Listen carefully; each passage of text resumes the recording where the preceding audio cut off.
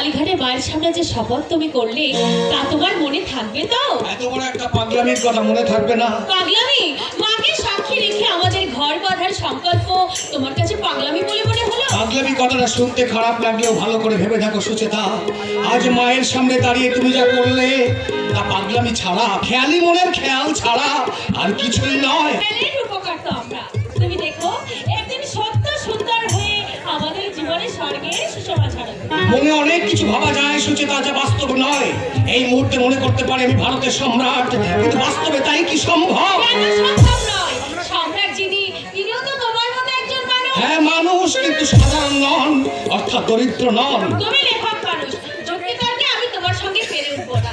কিন্তু কৌশিক, আমাদের ভালোবাসা তাকে অস্বীকার করতে পারবে তুমি? অস্বীকার তো করিনি, দুর্ভাগ্য বলে মেনে নিয়েছি। দুর্ভাগ্য?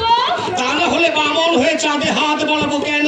তুমি তো হাত বাড়াওনি, চাঁদ স্বেচ্ছায় নেমে এসে তোমায় ধরা দিয়েছে। কিন্তু সেই চাঁদকে ধরে রাখবার মতো প্রশস্ত সুনীল আকার যে আমার নেই সুচেতা। কৌশিক, তুমি কলকাতার বিখ্যাত ধনী সোমনাথ রায়ের একমাত্র কন্যা, আর আমি যে দরিদ্র।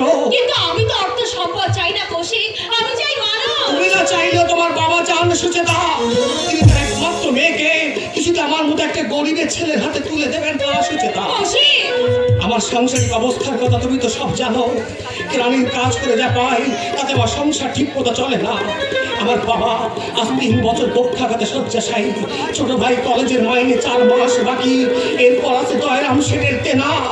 এর মধ্যে আমি তোমাকে আর জড়াতে চাই না সুচেতা। এতদিন পরে আজ কেন এ কথা বলছো কৌশিক? আমার দিকে তাকিয়ে বলো তো, আমায় ভুলে থাকতে পারবে কি তুমি? পারবো না সুচেতা, পারবো না। স্মৃতির দহনে অনুক্ষণ চলে পুড়ে মরবো, তবু উপায় নেই সুচেতা। কেন? এই দিনটা কি তোমার চিরদিন থাকবে? ভাটার পর জ্বর নিশ্চয়ই আসবে। তোমার লেখা আমি পড়েছি। বর্তমান যুগে প্রথম শ্রেণীর যে কজন সাহিত্যিক আছে, মান নির্ণয় তাদের পাশেই তো তোমার স্থান। নিশ্চয় তুমি একদিন বড় হবে কৌশিক। দুরাশা, শুধু দুরাশা। আমার লেখা ওই সাহিত্যিকের মান নির্ণয়ের খাতে কোনোদিনও পড়বে না। না, হতে পারে না। সত্যের উজ্জ্বল আলো একদিন বিকশিত হবে। যুগ সম্পর্কে তোমার কোনো ধারণাই নেই সুচেতা, তাই তুমি এই কথা বলছো। আমার লেখা নিয়ে আমি বহু প্রকাশকের কাছে গিয়েছি, কিন্তু কেউ ছাপাতে চায়নি।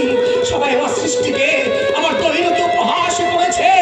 তাই সাহিত্যিক হওয়ার স্বপ্ন আমার তাসের প্রাসাদে পরিণত হয়েছে সুচেতা। কিন্তু তবু যে তোমাকে লিখতে হবে কৌশিক।